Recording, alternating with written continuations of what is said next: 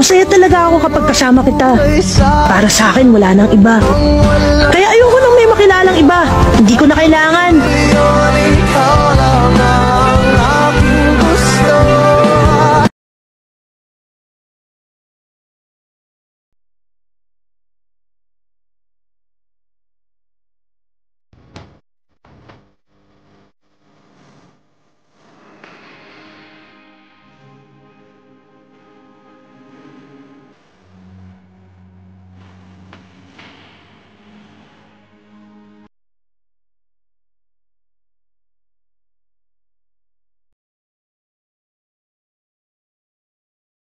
Ang taong nagmamahal ng totoo ginagawa ang mga bagay na ito. Una, gusto niya palaging i-chat, tawagan at makita ka. Pangalawa, ikaw ang unang taong namimiss niya.